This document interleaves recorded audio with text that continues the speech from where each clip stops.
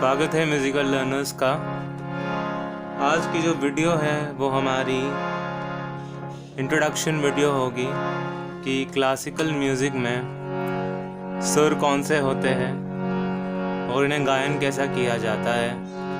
आज वो introduction video मैं बना रहा हूँ, तो आइए देखते हैं। सा रे गा मा पा धा नी सा, ये कहाँ आता है और कैसे लगता है। तो यहाँ हम स्टार्ट करेंगे हमारे फर्स्ट ब्लैक से। आपको यहाँ पे दिखाई दे रहे होंगे हमारे पास ब्लैक कीज़ और वाइट कीज़ हैं। तो इसमें से जो हमारा सेक्शन है, यहाँ पे 2 कीज़ ब्लैक है, फिर 3 कीज़ ब्लैक के हैं। 2 3 2 3 ये रिपीटेशन होता जा रहा है।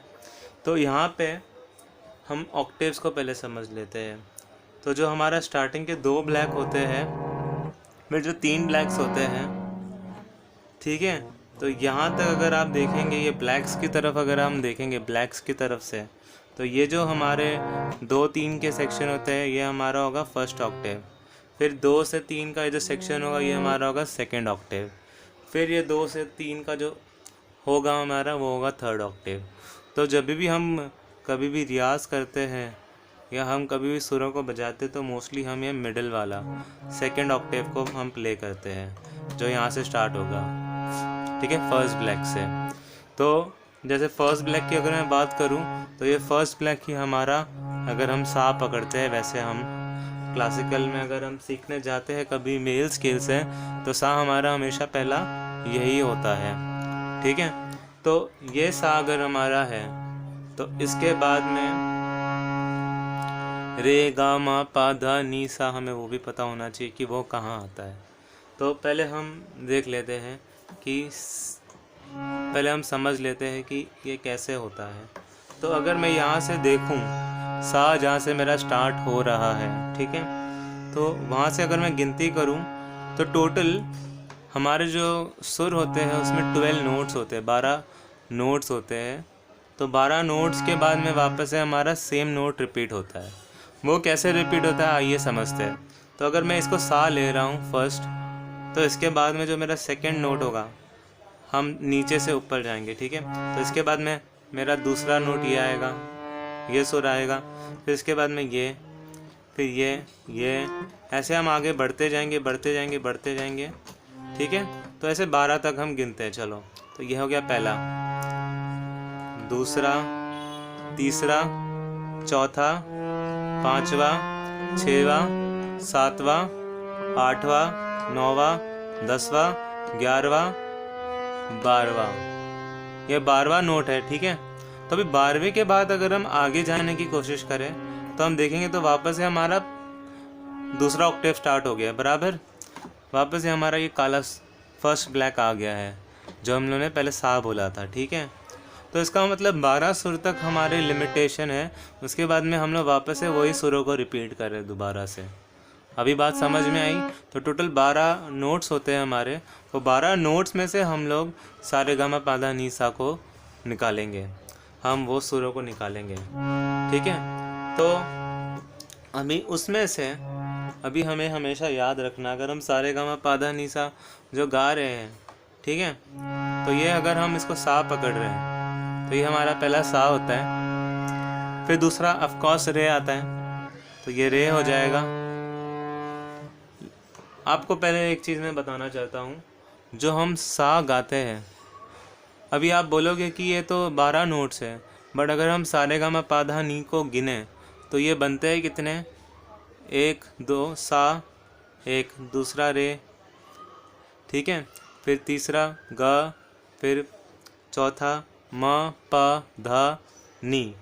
तो 6 सुर बन रहे हैं। अगर हम ऐसे देखें तो ये 6 सुर ये 12 सुरों में आ रहे हैं। तो आप बोलोगे कि फिर बाकी के सुर क्या है जो आ रहे हैं ये 12 सुरों में। अगर हम देखें तो सा रे गा मा पा धा नी, तो ये 6 सुर ही हो रहे हैं, ठीक है। तो ये 6 सुर ही आएंगे ये 12 सुरों में, ठीक है। वो कैसे आएंगे मैं बता देता हूँ। तो बाकी जो भी हमारे सुर होंगे वो 2 कीज़ में बटेंगे, ठीक है। और कुछ सुर होंगे जिनके दो कीज नहीं, जिनके एक ही कीज का उपयोग होगा जिनमें। जैसे कि अगर मैं सा की बात करूं तो सा का एक ही की होता है, रे के दो कीज होते हैं, गा के दो कीज होते हैं, माँ के दो कीज बजते हैं, पा का एक सिंगल की बजता है। तो सा का एक सिंगल की होगा, पा का एक सिंगल की होगा, ठीक है। फिर धा के दो कीज होते हैं और मी के दो कीज होते हैं, ठीक है। तो ये चीज़ों का ध्यान देना है। तो जैसे हम अभी देख रहे हैं कि बाकी सुरों के दो दो कीज़ है, लेकिन दो सुर हमारे ऐसे जिनके एक ही कीज़ है। वो कौन से है? एक सा है और एक पा है। तो अगर इस हिसाब से हम चलें तो हमारे 12 नोट्स कंप्लीट हो जाएंगे। मैं आपको बताऊंगा कैसे होंगे, ठीक है। तो लेकिन इसमें अभी आपको ये चीज़ भी समझनी है, अभी ये जो दो दो कीज़ में जो सुर बटे हैं उसमें से कोमल होता है, मध्यम होता है, ठीक है, मंद्र भी होता है, ठीक है। वो आपको मैं बता देता हूँ डिटेल में, आपको समझ में आ जाएगा। फिर चाहता तो मैं यहाँ पे एक स्टिकर लगा के आपको समझा सकता था, लेकिन मैंने पर्पसली स्टिकर नहीं लगाया है, क्योंकि मैं चाहता हूँ बिना स्टिकर के ही आपके दिमाग में ये चीज़ फिट हो जाए। मैं उस तरीके से समझाना भी चाहता हूँ और उस तरीके से आप समझ भी जाएंगे, मुझे भरोसा है। देखिए, अगर मैं ये सा यहाँ से स्टार्ट कर रहा हूँ, ठीक है, तो जैसे कि मैंने बोला है कि सा का सुर एक ही होता है, सा ये हो गया, तो फिर दूसरा सुर क्या हो जाएगा? रे हो जाएगा। फिर तीसरा भी हमारा रे होगा। लेकिन यहाँ पे जो दो रे हैं, तो उसमें से जो पहला वाला जो रे आता है उसको हम बोलते हैं कोमल, उस सुर को हम बोलते हैं कोमल। तो कोमल रे का मतलब ये होगा, कोमल रे आएगा फिर मध्यम रे आएगा। तो जो मध्यम से जो पहले का जो सुर जो कोमल आ रहा है उसका सुर उससे ऑब्वियसली कम होगा। क्यों? क्योंकि हम देख रहे कि ये सुर पहले आ रहा है और ये सुर बाद में आ रहा है, ठीक है। तो जो सुर पहले आएगा उसका सुर उससे कम होगा, तो वो सुर हो जाएगा कोमल और ये हो जाएगा मध्यम, ठीक है। तो सा रे रे, फिर गा कोमल, वापस से गा का पहले वाला सुर, फिर गा मध्यम, ठीक है। तो सा रे रे गा गा, ठीक है। फिर माँ आएगा हमारा, लेकिन माँ की एक स्पेशलिटी है, आपको हमेशा समझनी है, हमेशा याद रखना है। माँ का जो सुर होता है, माँ में भी दो सुर होते हैं, लेकिन माँ का जो सुर होता है वो कोमल नहीं होता है। पहला सुर वो स्टार्ट ही होता है मध्यम से, मतलब मिडिल नोट से ही स्टार्ट होगा।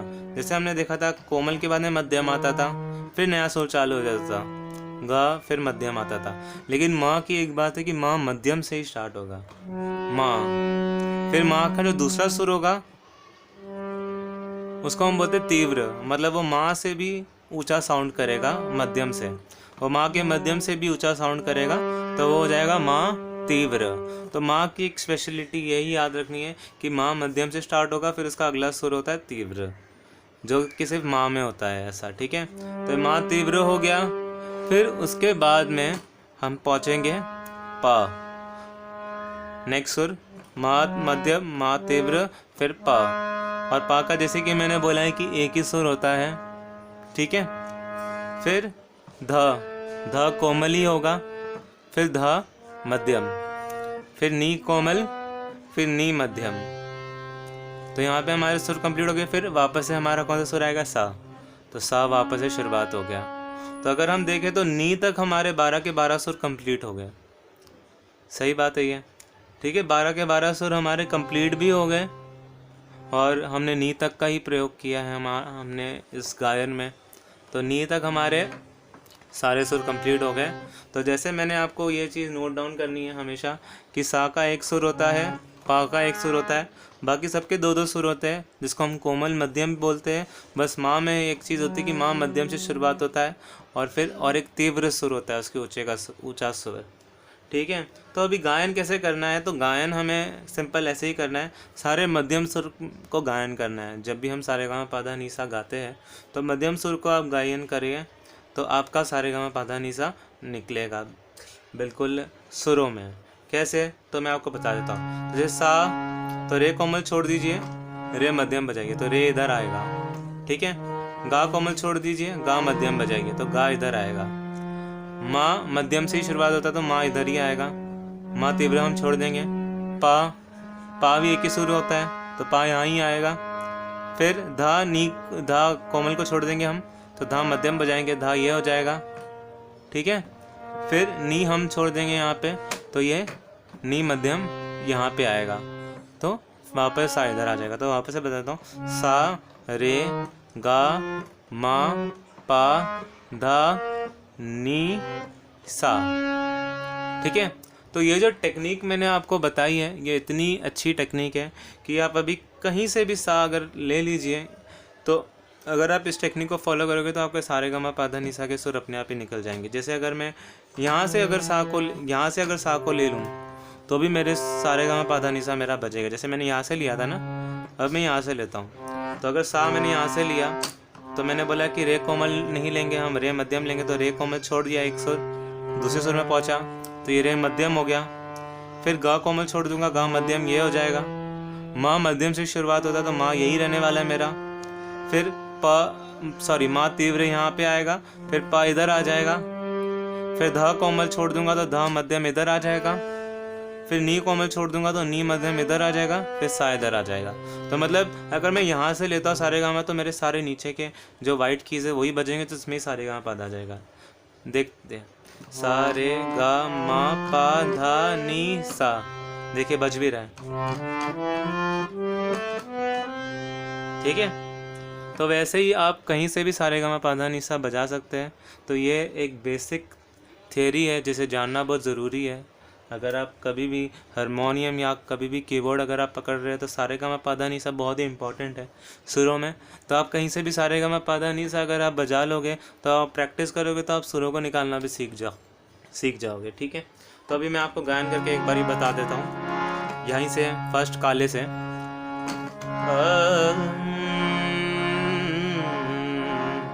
सारे गा मा पा धा नी सा, सा नी धा पा मा गा रे सा। तो ऐसे ही आपको गायन करना है। उम्मीद है आपको जो मैंने सिखाया समझ में आया। तो आप सारे गा मा पा धा नी सा पहले बजाना सीखिए, फिर मैं इसको गायन करना भी सिखाऊंगा। उम्मीद है आपको ये वीडियो पसंद आई। अगर आपको ऐसे ही और वीडियोस चाहिए तो आप इस वीडियो को लाइक करिए, सब्सक्राइब करिए। तो मैं और ऐसे वीडियोस बनाने की कोशिश करूँगा जिसमें आपको उसमें और अच्छी तरीके से और भी डिटेल में और भी चीज़ों को सिखा सकूं।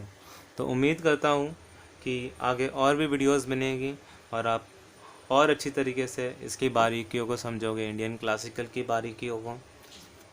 तो please like my video, subscribe my channel, and please don't forget to share this video. Thank you so much.